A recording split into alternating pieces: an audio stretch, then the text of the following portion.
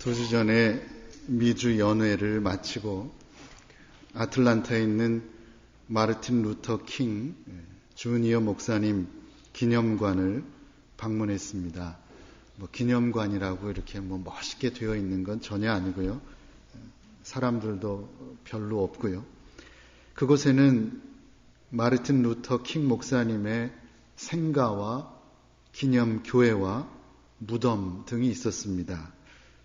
그 분수대 같은 곳에 콘크리트로 이렇게 무덤을 만들어 놓은 게 특이했는데, 그 무덤 앞에 흑인들이 어린 아이들을 데리고 와서 사진을 찍었습니다. 그 모습을 보면서 가슴이 뭉클하기도 했습니다. 우리가 잘 알고 있듯이 마르틴 루터 킹 목사님은 흑인 인권 운동가였습니다. 그런데 안타깝게도 1968년 4월 4일 39살의 젊은 나이에 불의의 저격을 당해서 세상을 떠나고 말았습니다. 세상을 떠나기 5년 전에 그는 워싱턴에 있는 링컨 기념관 광장에서 25만 명의 군중 앞에서 연설을 했습니다. I have a dream이라고 하는 유명한 연설입니다. 거기서 그는 이렇게 말했습니다. 나는 꿈이 있습니다. 언젠가 이 나라가 모든 인간은 평등하게 태어났다는 것을 자명한 진실로 받아들이고 그 진정한 의미를 살아내게 될 날이 오리라는 꿈이 있습니다.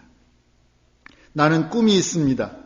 나의 4명의 자녀들이 이 나라에서 살면서 피부색이 아니라 인격으로 평가되는 날이 왔으면 하는 꿈이 있습니다.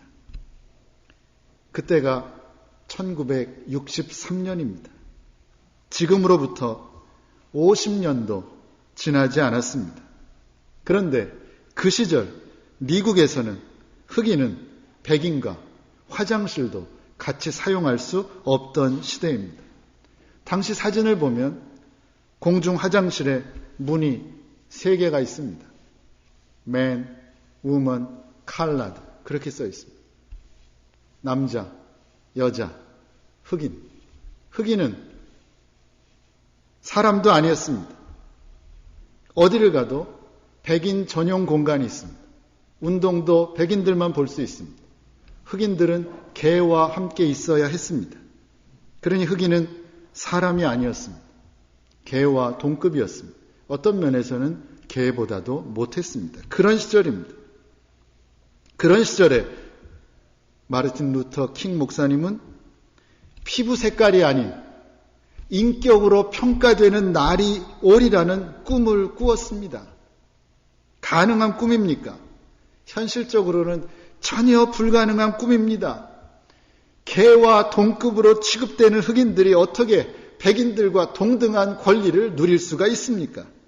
말도 안 되는, 당시로서는 허황된 꿈에 불과했습니다. 그런데 그 허황된 꿈이 어떻게 되었습니까? 그 꿈을 꾼 지 20년도 지나지 않아서 그 꿈은 이루어졌습니다. 그리고 그 꿈을 꾼 지 50년도 지나지 않아서 미국의 대통령은 이제 흑인입니다. 놀라운 일이 아닙니까? 이런 기적이 있습니까? 이렇게 꿈은 이루어집니다.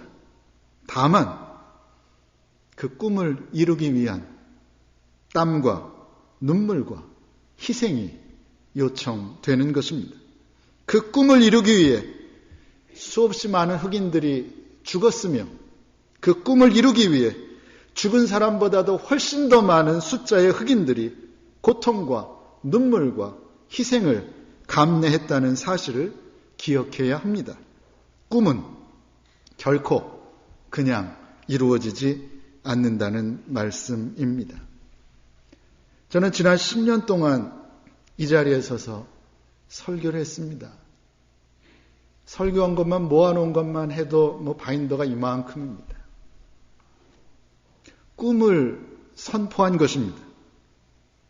하나님의 말씀대로 살아서 하나님이 원하시는 모습으로 변화되자고 설교했습니다.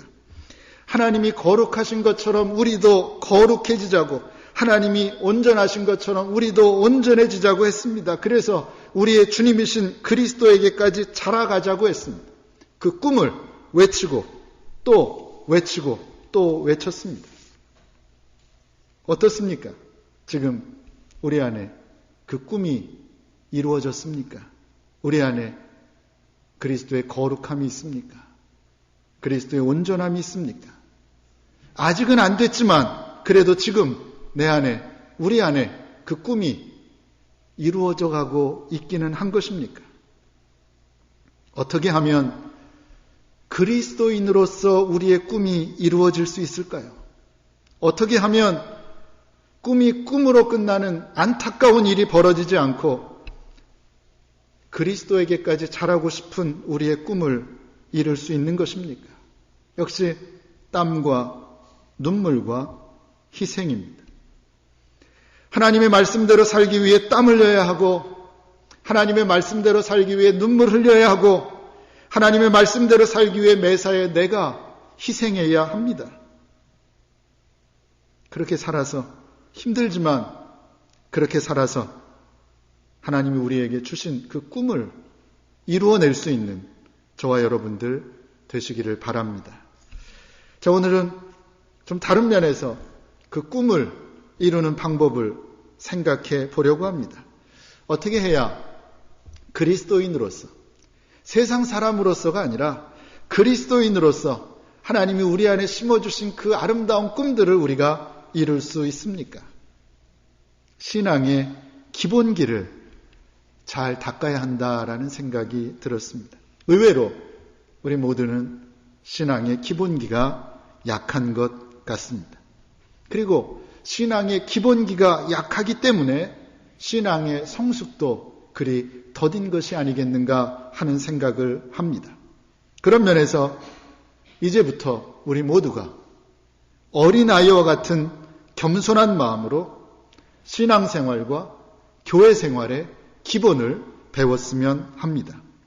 우리에게 주시는 하나님의 말씀을 통해서 신앙생활과 교회생활의 기본이 무엇인가를 다시 한번 점검하고 확인하고 실천함으로 하나님 우리에게 주신 그 꿈들을 꼭 이루어 나갈 수 있기를 바랍니다.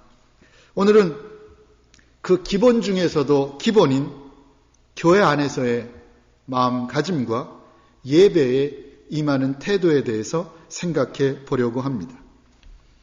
오늘 본문은 예수님께서 예루살렘 성전을 깨끗게 하신 사건입니다. 마태, 마가, 누가, 요한복음, 사복음서 모두에 기록되어 있는 중요한 내용입니다.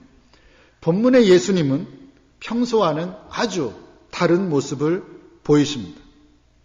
예루살렘 성전에 들어가셔서는 그 안에서 장사하는 사람들을 다 내어 쫓으시고 돈 바꾸는 사람들의 상, 비둘기 파는 사람들의 의자를 둘러 엎으셨습니다. 요한복음은 더 아주 리얼하게 묘사합니다. 노끈으로 끈을 만들어가지고 그거를 막 이렇게 패셨다라고 그렇게 말합니다. 그러니까 성경에서 유일하게 볼 수 있는 예수님의 폭력적인 모습이 오늘 본문입니다. 그러면 사랑이신 예수님께서 어떻게 그러셨을까요? 사랑이신 예수님께서 왜 그러셨을까요? 그것을 묻기 전에 당시의 상황부터 설명을 드립니다. 예수님 당시 성전 안에는 장사하는 사람들이 있었습니다. 그런데 그 사람들은 꼭 필요한 사람들이었습니다. 그러니까 이 사람들이 이상하고 나쁜 사람들이 아니었습니다. 꼭 필요한 사람들이었습니다. 멀리서부터 산을 넘어서 예루살렘 성전에 오는 순례자들이 무거운 짐승을 지고 올 수도 메고 올 수도 없는 일입니다. 재물을 직접 가져올 수 없기 때문에 돈을 가지고 와서 재물로 쓸 깨끗한 짐승을 사야 했습니다. 그러니까 재물을 가지고 있다가 파는 사람이 필요했습니다. 또 이방인의 초상이 그려진 그 돈을 하나님께 드릴 수 없었기 때문에 이방인이 쓰는 돈을 바꿔줄 환전하는 사람들이 꼭 필요했습니다. 그러니 이들을 위해 재물을 팔고 돈을 환전해주는 사람들은 꼭 있어야 하는 사람들이었다는 말씀입니다.